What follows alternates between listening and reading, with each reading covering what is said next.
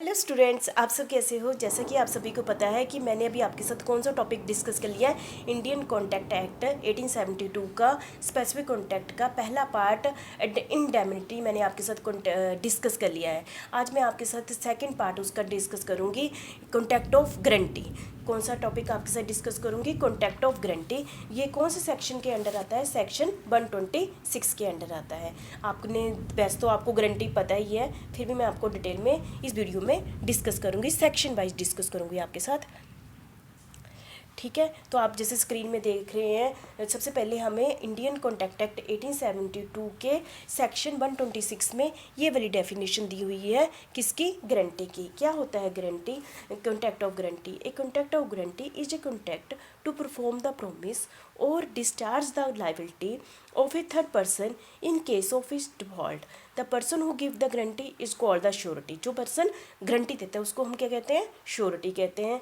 The person in respect of whose default the guarantee is given is called the principal debtor. जो person default करता है, ठीक है, उसको हम क्या कहते हैं, प्रिंसिपल डेटर कहते हैं। And the person to whom the guarantee is given is called the principal creditor. जिसको गारंटी दी जाती है उसको हम क्या कहते हैं, क्रेडिटर कहते हैं। गारंटी में भी आइदर और ओरल। ठीक है, तो आपको इस स्लाइड से पता चल गया, इस टॉपिक से पता चल गया यहाँ पर पार्टियाँ कितनी हैं, 3, डेटर, श्योरिटी और क्रेडिटर। डेटर ने किसको पेमेंट करनी होती है, क्रेडिटर को पेमेंट करनी होती है। डेटर ने पेमेंट किसको करनी होती है, क्रेडिटर को पेमेंट करनी होती है। क्रेडिटर श्योरिटी चाहता है, कहता है कि यदि बाई चांस इसने नहीं किया तो ये एक्स्ट्रा श्योरिटी चाहता है। तो एक्स्ट्रा श्योरिटी के लिए ये श्योरिटी देता है, यदि बाई चांस इसने नहीं पेमेंट की तो मैं कर दूंगा। श्योरिटी किसको गारंटी देता है, क्रेडिटर को गारंटी देता है। पहली प्राइमरी लायबिलिटी किसकी बनती थी, डेटर की, कि वो क्रेडिटर को पेमेंट कर दे। यदि डेटर क्रेडिटर को पेमेंट नहीं करता है, डिफॉल्ट करता है, तो तब श्योरिटी की लायबिलिटी अराइज होती है। ठीक है, तो इतना आपको पता चल गया। और देयर इज ए ट्रिएंगुलर रिलेशनशिप। यहाँ पर कितने रिलेशनशिप है, 3 रिलेशनशिप है, क्योंकि 3 पार्टियां हैं बिटवीन 3 पर्सन। कौन से पर्सन है, हमारा डेटर है, क्रेडिटर है और श्योरिटी है। ठीक है, 3 पर्सन है, तो तीनों के बीच में हमारा तीनों के बीच में आपस में एग्रीमेंट बनता है। तो contract of guarantee is a secondary contract. Contract of guarantee कौन सा है, गारंटी, क्योंकि कॉन्ट्रैक्ट ऑफ गारंटी इसके बीच में बनना है, ये सेकेंडरी कॉन्ट्रैक्ट है। और प्राइमरी कॉन्ट्रैक्ट किसके बीच में बनता है, डेटर और क्रेडिटर के बीच में बनता है। Basically form to fulfil the primary contract between a debtor and creditor. जैसा कि आपको इस स्लाइड से बिल्कुल पता चल गया, यहाँ पर पार्टियाँ 3 हैं और किसने लोन देना होता है, डेटर ने क्रेडिटर को लोन देना होता है। जब ये डेटर नहीं पेमेंट करता है तब श्योरिटी की बारी आती है। यदि डेटर ने कर दी है पेमेंट तो श्योरिटी की बारी नहीं आएगी। ठीक है, आपको कितना, 3 कॉन्टैक्ट बने किस किस के बीच में, एक तो इसके बीच में कॉन्टैक्ट बना डेटर और क्रेडिटर के, दूसरा कॉन्टैक्ट किसके बीच में बना, श्योरिटी और क्रेडिटर के बीच में पड़ा है, ये गारंटी देता है कि मैं पेमेंट कर दूंगा। तीसरा कॉन्टैक्ट बना श्योरिटी और डेटर के बीच में। यदि श्योरिटी ने इसको पेमेंट कर दी तो बाद में वो अपनी जो कंपनसेशन जो भी रिम्बर्स ले लेगा, डेटर से ले लेगा। ठीक है, और आप देख रहे हैं स्क्रीन पर, there is an existence of debt, कि क्या है, क्या क्या क्या बोली मैं आपका, कि वहाँ उन दोनों के बीच में क्या होना चाहिए, डेट होना चाहिए। यदि किसके बीच में, डेटर और क्रेडिटर के बीच में क्या होना चाहिए, डेट होना चाहिए। यदि नहीं है तो बात ही खत्म हो जाती है, कि दोनों के बीच में, मतलब कि डेटर ने क्रेडिटर को लोन देना है वापस, तभी ये एग्जिस्टेंस होगी, नहीं तो श्योरिटी की बात ही कहाँ राइज होगी। ठीक है, contract of guarantee is form, contract of guarantee तभी फॉर्म होगा, कॉन्ट्रैक्ट ऑफ गारंटी तभी, इसकी बारी तभी आएगी ना यदि इसने इसको पेमेंट करनी होगी, वे डिफ़ॉल्ट, और यदि डेटर डिफ़ॉल्ट करता है तब इसकी बारी आएगी पेमेंट करने के लिए। ठीक है, guarantor shall be liable to the creditor. जब ये पेमेंट नहीं करता है, ये डिफ़ॉल्ट करता है, तो गारंटी देने वाला इसको पेमेंट करेगा। Later the guarantor should be identified by the debtor. जैसे कि हमने पिछला टॉपिक किया था ना, आइडेंटिफाई वाला, तो वो इसके बीच में ये रिलेशनशिप आ जाता है। फिर भी मैं आपको फिर से समझा दूँ, 3 पार्टियाँ हैं, डेटर, क्रेडिटर और श्योरिटी। पहला कॉन्टैक्ट बनता है डेटर और क्रेडिटर के बीच में। ठीक है, डेटर ने क्रेडिटर को पेमेंट करनी होती है, यदि और प्राइमरी लायबिलिटी इसी की बनती है, डेटर की। और फिर दूसरा श्योरिटी गारंटी देता है क्रेडिटर को, कि यदि इसने पेमेंट नहीं की तो मैं आपको पेमेंट कर दूंगा। श्योरिटी किसको गारंटी देता है, क्रेडिटर को देता है।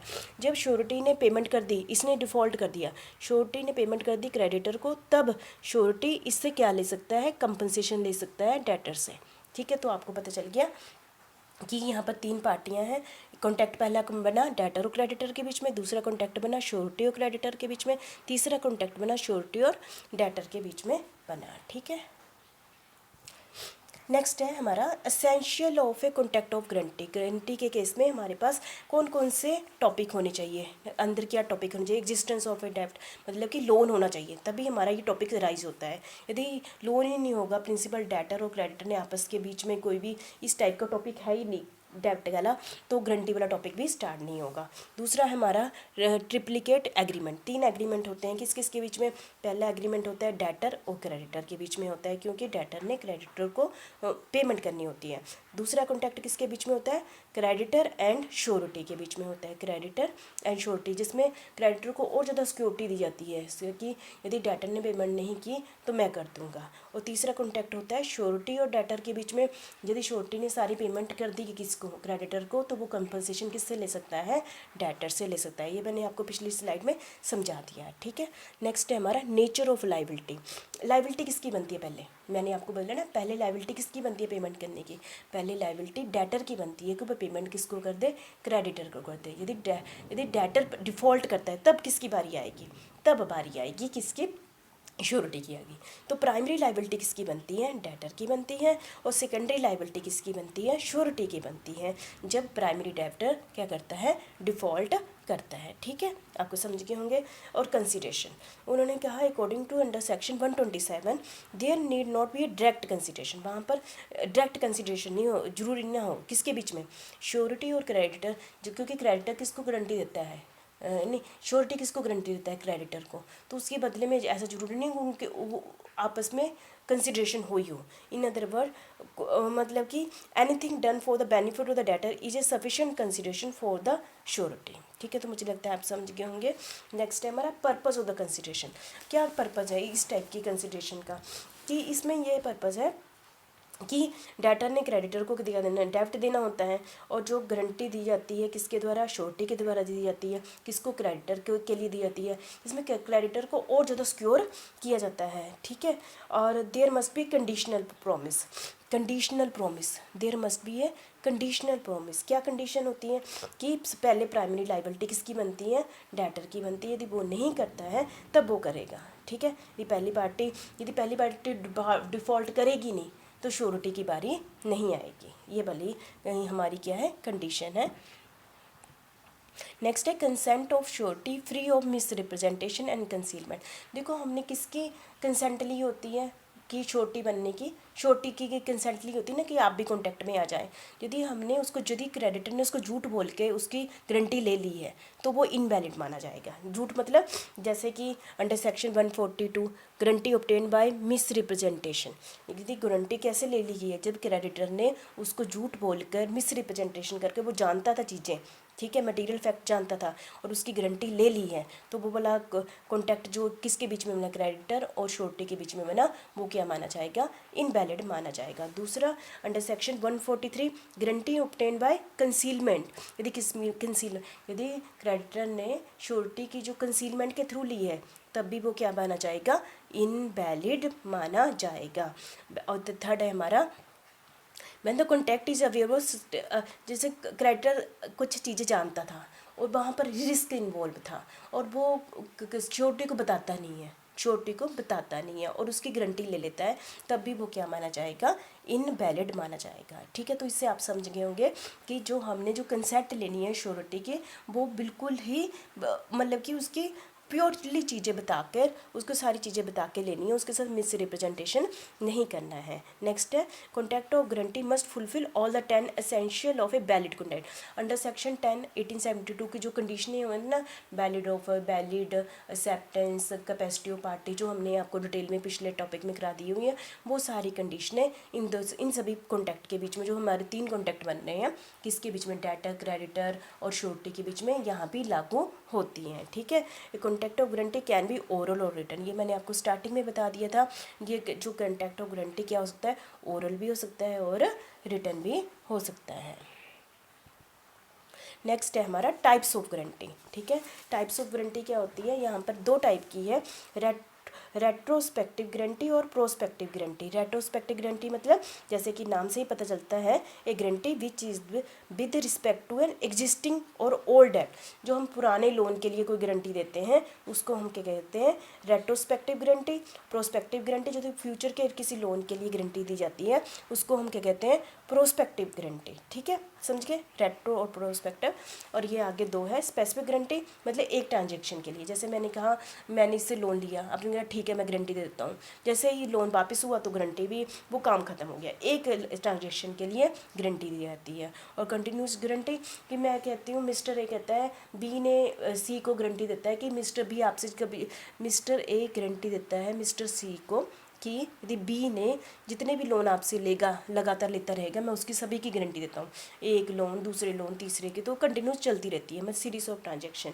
ठीक है, कंटिन्यूस गारंटी बहुत ही इंपॉर्टेंट है, काफ़ी लंबा टॉपिक है, मैं आपके साथ अलग से डिस्कस करूँगी। तो आप समझ गए टाइप्स ऑफ गारंटी कितनी है हमारी, दो टाइप की, रेट्रोस्पेक्टिव और पुराने लोन के लिए हमने गारंटी दी है, और प्रोस्पेक्टिव गारंटी हम फ्यूचर लोन के लिए देते हैं। और इसके अंदर भी दो है, स्पेसिफिक गारंटी एक सिंगल ट्रांजैक्शन के लिए देती है, continuous guarantee series of transaction के लिए गारंटी दी जाती है। ठीक है, और आपने जो गारंटी वाले टॉपिक में आपने ये ध्यान में रखना है, जो डेटर है वो कहते हैं कैन बी ए माइनर। जैसे मैंने आपको कहा है ना कि अंडर सेक्शन 10 की सारी कंडीशनें फुलफिल होनी चाहिए, लेकिन यहाँ फिर भी कहा गया है debtor can be a minor, principal debtor can be a minor हो सकता है।